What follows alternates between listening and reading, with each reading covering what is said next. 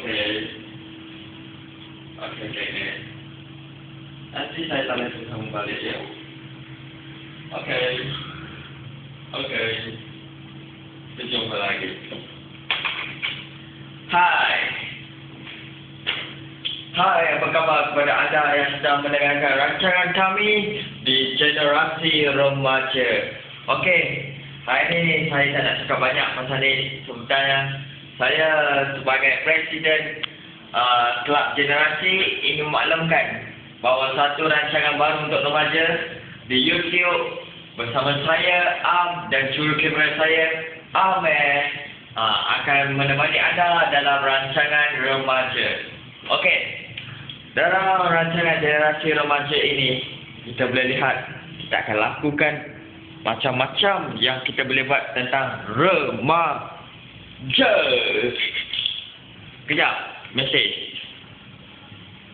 Okey, girlfriend saya mesej. Tapi tak apa.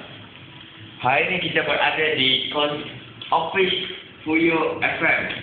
Jadi kalau nak tahu apa Office Fuyo FM itu, kita terjah HBO nanti. Dia tak datang lagi, tak bangun tidur lagi kot. Tapi jangan risau. Kayak hari ini kita akan pergi terjah bersama Y. Dengan kata dia sudah buat kerja sekolah Terjah menerjah, kita menerjah. Jom. Okay, nampaknya Wan tengah buat kerja sekolah. Kejar dia.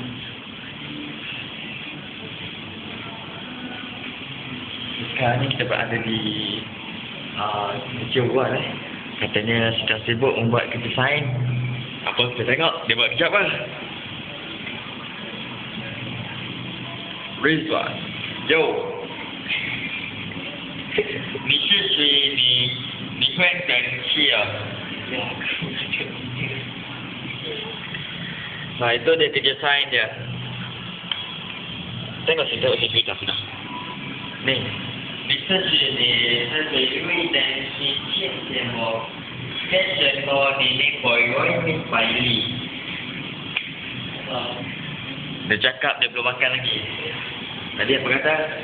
Kita terjah lain kali pula. Terus bersama saya dalam rancangan Generasi part nombor 2. Bye-bye. Kat dia buka.